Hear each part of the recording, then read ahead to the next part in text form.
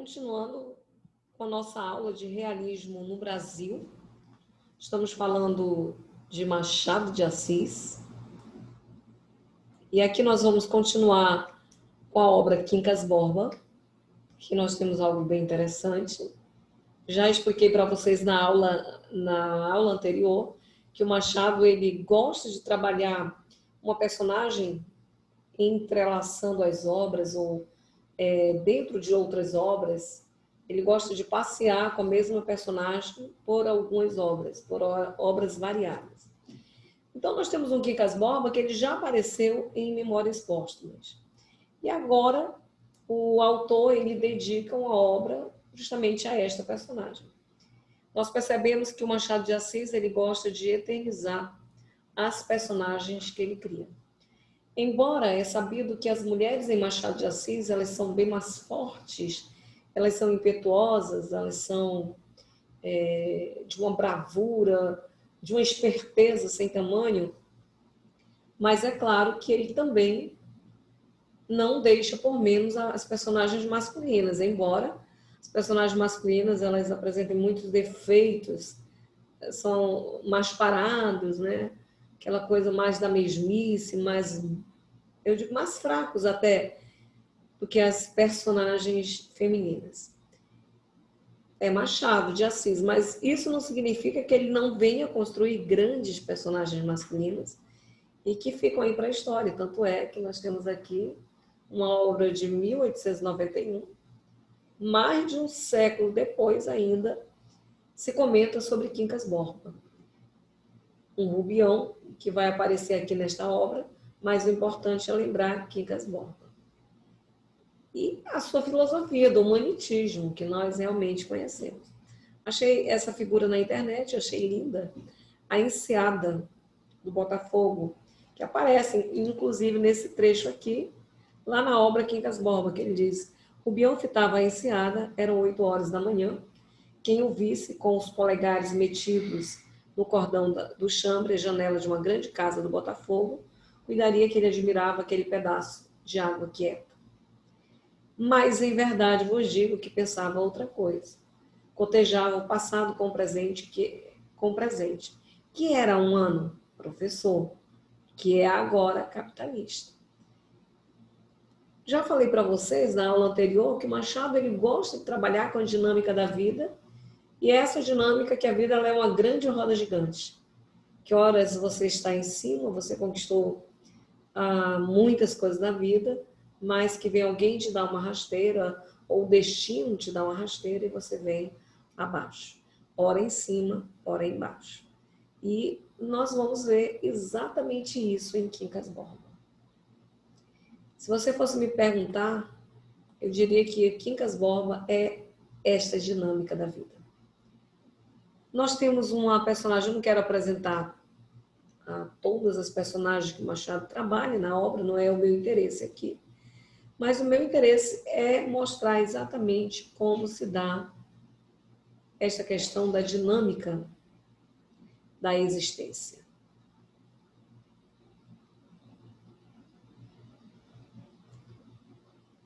E que isso é tão visível em qualquer um de nós. Todas as conquistas e todas as perdas. Todas as conquistas e todos os fracassos. Primeiramente, a obra começa com Quincas Borba, o filósofo, já louco. Aliás, quando ele aparece lá em Memórias Póstumas de Brás Cubas, ele já estava louco. Que a loucura é uma temática forte em Machado de Assis. Quem nunca leu a obra O Alienista, Simão Bacamarte. Então ele vai trabalhar quem realmente é louco, o louco que perdeu o senso ou os outros que se dizem normais. É o questionamento. Por quê? Não podemos perder de vista que o Machado ele não acreditava na solidariedade humana. Ele era um niilista, ele desacreditava de tudo, ele era pessimista também. Então, o Quincas Borba ele tenta explicar para o enfermeiro dele, que é o Rubião, estava dando uma de enfermeiro, mas ele era um professor, e ali ele cuidava realmente do Quincas. E o Rubião nada entendeu. Na realidade, o Rubião ele vai viver na prática a teoria do humanitismo. embora nada tenha entendido. Essa teoria do humanitismo, ela vai falar exatamente da dinâmica da existência. Porque o Quincas Borba, ele tinha um cachorro que também ele pôs o nome de Quincas Borba. Então, é Quincas Borba o filósofo e Quincas Borba o cachorro.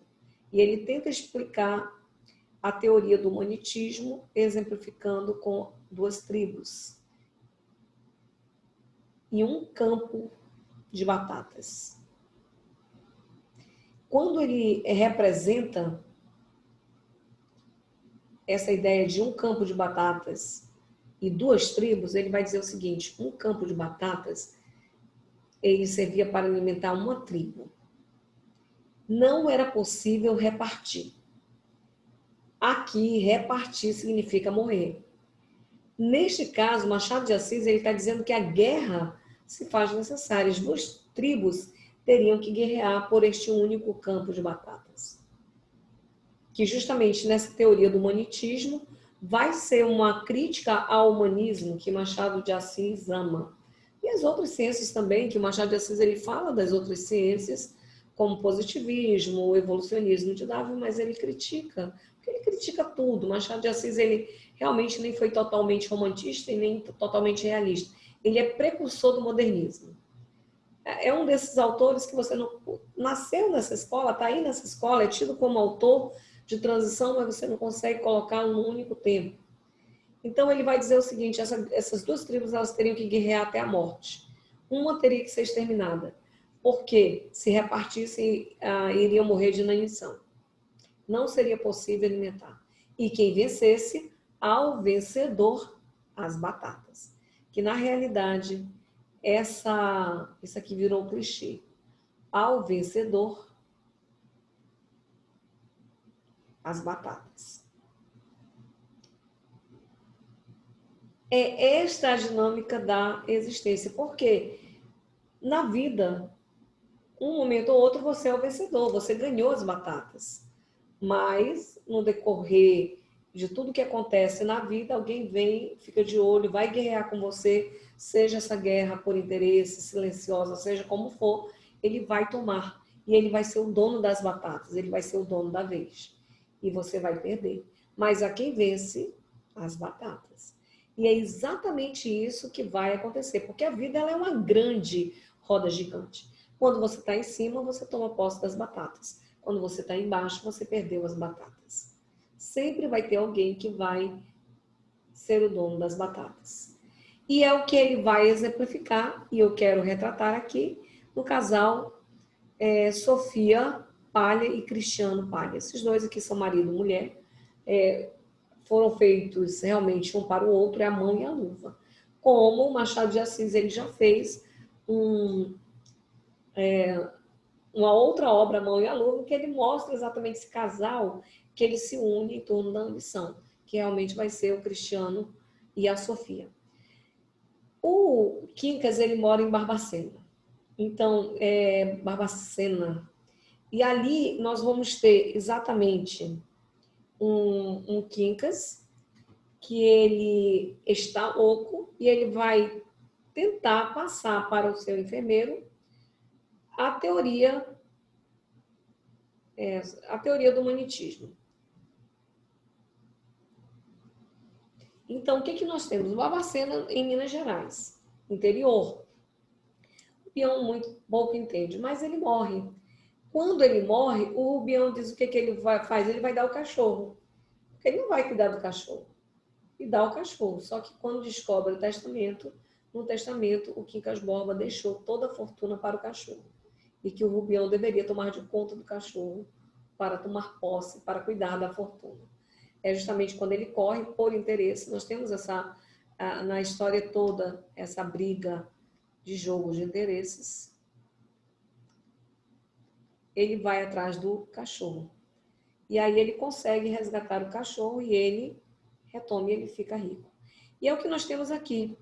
Na condição de novo rico, ele começa a alimentar sonhos de grandeza e torna-se vítima, olha o vítima, tanto de sua própria ambição e de sua imaginação desenfreada, como da avidez e da crueldade dos falsos amigos que o cercam. Na realidade, nós vamos ter essa ideia dos falsos amigos aqui, a Sofia e Cristiano Palha, porque ele vai e se muda para o Rio de Janeiro. Sai de uma cidade do interior e vai para uma cidade grande.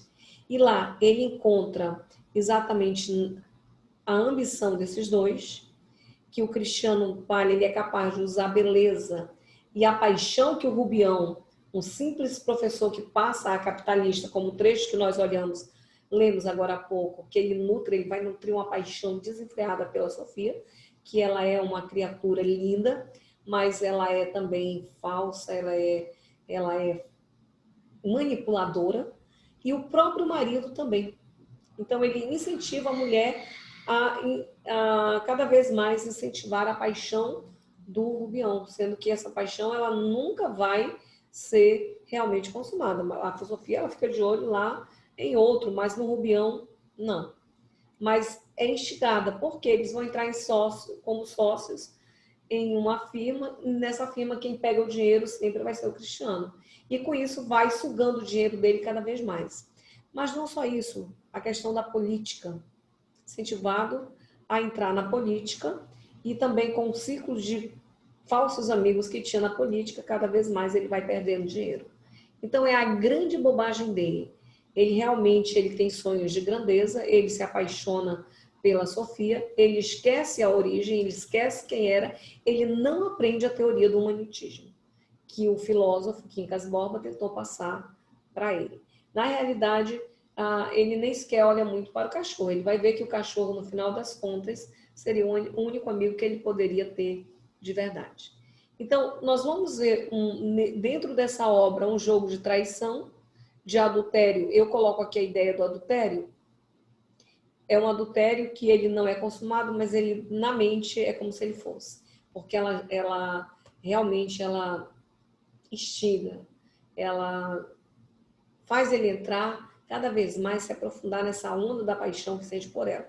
Mas ela também, acho que é José Maria, agora eu não lembro o nome da personagem, que ela também se apaixona por ele, mas não chega a trair. Mas tem jogo de interesse política, e é realmente essa ideia do humanitismo que surge a partir daí. O que nós temos então? O Rubião, ele vai perder tudo. E quando ele perde todo o dinheiro, ele também perde o amigo, porque essa é a dinâmica da existência. Você vale o que tem. Lembra que nós temos um dito popular que as pessoas dizem o quê? Você vale o que tem. Nós temos aqui um Machado de Assis, que ele já é um precursor da eterna briga do capitalismo versus socialismo. Porque é uma sociedade burguesa. É uma sociedade que detém o capital, o capitalismo ele começa a aparecer de forma desenfreada, e o Machado de Assis ele vai fazer uma crítica a esta sociedade burguesa. Essa sociedade burguesa em que o casamento é por interesse, que a ambição é acima de tudo, que a busca pelo poder e pela riqueza sempre vai estar à frente das pessoas. O ser humano não importa. Por isso a ideia do humanitismo. O que importa é a guerra. E a partir daí, quando ele se vê perdendo tudo, se vê perdendo os amigos e tudo mais, ele vai enlouquecendo. Tanto é que o casal, ali o Cristiano ainda ludibria na firma, fica com a firma para si, coloca ali no hospital ainda o Rubião, que ele foge depois, e ele vai retornar para a cidadezinha de onde ele veio, para Barbacena. Então, hora embaixo, hora em cima, agora ele perdeu as batatas, e ele vai terminar lá nas ruas de Barbacena, louco, né? Ele morre, e ele achando que era imperador, ainda com sonhos de grandeza. E nós vamos ver que 3 dias depois também morre o cachorro. Então, é uma grande crítica ao vencedor as batatas. Quem pegou a batata dessa vez? De quem era a batata da vez? Do Cristiano e da Sofia. Se eles vão ter depois o que eles merecem, não sei. O Machado de Assis exemplificou exatamente porque a própria vida do Quincas Borba é uma representação disso. Como eu falei a vocês na aula passada, nós temos um Quincas Borba que ele aparece lá em Memórias Póstumas, que ele era amigo de infância do Brás, que quando criança ele se vestia de rei. Por que será que Machado de Assis ele coloca isso na obra? Não é à toa se vestir de rei, porque mais tarde, aqui quando ele se veste de rei, ele está em cima. Mais tarde o Braz encontra o Quincas mendigo e ele rouba o relógio do Braz. Depois ele aparece lá com o Braz, ele herdou uma grande fortuna, mas ele está louco. E justamente quando ele retoma nesta obra, ele louco, ele morre e ele tenta ensinar para alguém, que é o Rubião, a sua teoria, mas o Rubião não compreende. E ele vai passar na pele a teoria do humanitismo. E justamente a grande obra de Quincas Borba é falar exatamente da dinâmica da existência. E a partir daí, o que nós podemos ver? O leitor pode atentar, técnica de Machado de Assis, ele mexe com o leitor para as conexões entre esse enredo e a circunstância histórica e social do Brasil da segunda metade do século XIX, já que o casal Palha encarna os valores de uma nova ordem, a do capital financeiro. Cristiano Palha é caracterizado como o zangão da praça, um tipo de especulador financeiro, quero falar alguma coisa sobre isso já já, que surge no Brasil no momento em que a escravidão continua em plena vigência, ou seja, um romance cuja ação se passa em 1867 a 1871, pode ser lido como uma crítica à conjunção terrível entre novas e velhas formas de exploração. Isso não acaba no Brasil, não acaba. Essa nova e velha forma de exploração não acaba. O Brasil é um Brasil dos explorados. Se você vai trabalhar um campo, uma área, um momento, na sua redação, em que precisa falar da exploração, do opressor versus oprimido, desde das obras realistas de Machado de Assis, você já consegue falar. Porque nós vamos ter, mais adiante, por exemplo, se você pegar uma obra do Oswald de Andrade, o Oswald de Andrade ele se situa ali na primeira fase do modernismo, que é uma fase em que ele quer uma ruptura com a literatura antiga, quer atualizar a literatura no Brasil. A literatura estava atrasada há 50 anos, então vem toda aquela literatura do Mário de Andrade, do Oswald de Andrade, do Raul Bope e tudo mais, que é uma literatura diferente. Mas o Oswald de Andrade, ele publica O Rei da Vela. E quando ele fala O Rei da Vela, tudo bem que ele publica ali em 1933 e é uma peça de teatro que ela vai ser encenada em 1967, plena ditadura militar, e ela também é perseguida pela ditadura militar. Vou até colocar aqui, olha, você consegue na internet baixar essa obra. Ela já pode ser, você consegue baixar, ler todinho. Então, vai falar também do Novo Rio. O panorama é diferente aqui deste sentido de exploração que nós temos da obra de Machado de Assis, que é situada em 1867 a 1871. Porque no Rei da Vela, nós temos ali o craque da Bolsa de Nova York de 1929, onde muitos burgueses eles vão à bancarrota, eles vão falir. E surge o novo rico. O que é o novo rico? Aquele que se aproveita da crise, porque o Brasil ele vive em crise. Tanto é que nós estamos passando uma crise agora, será? Pensa bem, será que a crise que nós passamos agora, motivada pela pandemia, que é o novo normal, e esse novo normal não é fácil?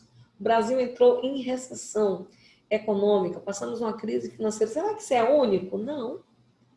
Se pegar em 1829, quando eles passam por este momento, então surge um novo comerciante, um novo rico, que seria exatamente aquele que não vem das famílias quatrocentonas tradicionais, mas são pessoas, muitas vezes eram estrangeiros, que enriqueceram do comércio e tudo mais. Ele vai exemplificar na personagem Abelardo, o rei da vela, alguém que enriquece depois que tem a quebra da bolsa e a companhia elétrica vai à falência.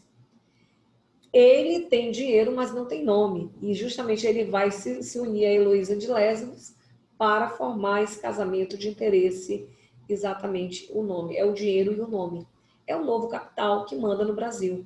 Que embora ali, claro, que vai ter várias vertentes da ideia da exploração. Mas surge a figura do agiota, que é exatamente o dominador, é o explorador. Então, em vários momentos, o Brasil vai trabalhar sobre essa temática do opressor versus oprimido, como vai trabalhar nas literaturas que surgem a partir de 1930 a 1945, a literatura da segunda fase do modernismo. É essa ideia, novas e velhas explorações. O Brasil é um Brasil de exploração. Sempre o mais fraco ele vai perder. Quem é que vai vencer? O mais adaptado.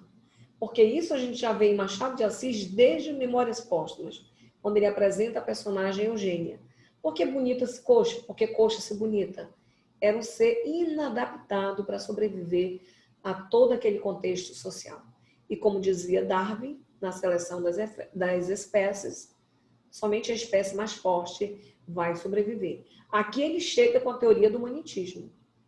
Ao vencedor as batatas. Quem é o vencedor? É quem se adaptou melhor. E continuando aqui, nós temos o seguinte. Associando a ingenuidade associada aos delírios de grandeza, a ignorância e a confusão mental e o modo como Rubião se deixava explorar por interesses escusos, podem ser lidos como alegorias do país.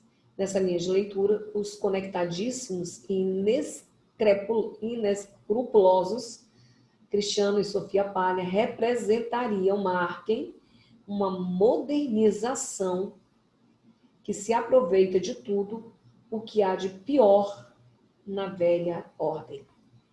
Sempre tem alguém para se aproveitar do que há de pior na velha ordem e enriquecer. Foi isso que aconteceu no Rei da Vela, quando Oswald de Andrade trabalha lá na obra de 1933.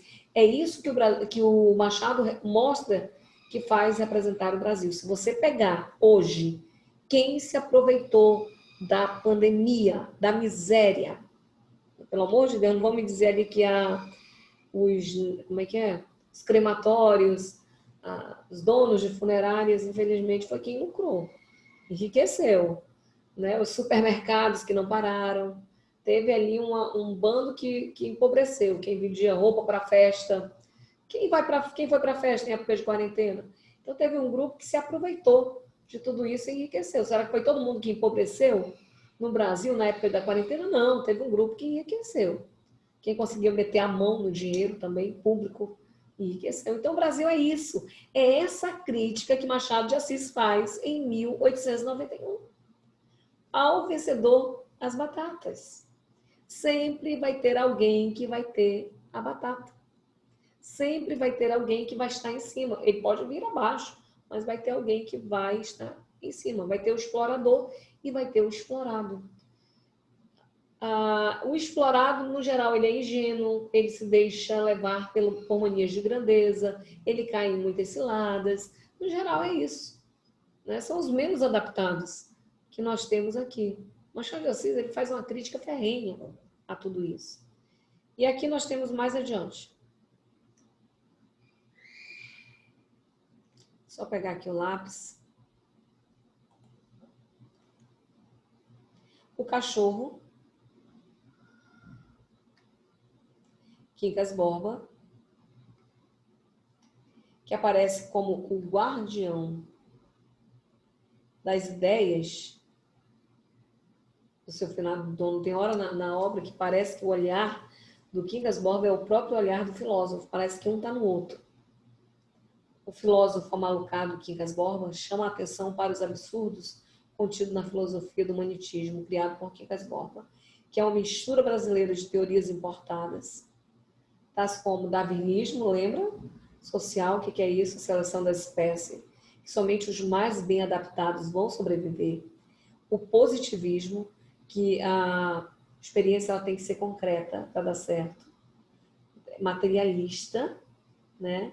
Então, para dar certo, tem que ser experimentado, tem que ser concretizado, senão não dá. E várias formas de determinismo, o homem é produto do meio, que serviram e ainda hoje servem para justificar e naturalizar em grandes barbaridades. O homem é produto do meio. Será que casal Sofia e Cristiano Paglia nasceram disso, ou seja, já foi um casamento arranjado, um jogo de interesses, e por isso eles continuaram como a mão e a luva que o Machado de Assis ele já prenuncia antes. Entenderam por que não é possível enquadrar Machado de Assis num único momento? Ele é mais precursor do modernismo do que qualquer outra coisa. É isso aí, aprofundem. Eu aconselho vocês a lerem a obra, é interessante, para entender melhor o que eu estou falando. Um grande abraço, daqui a pouco eu volto com a obra Dom Casmurro.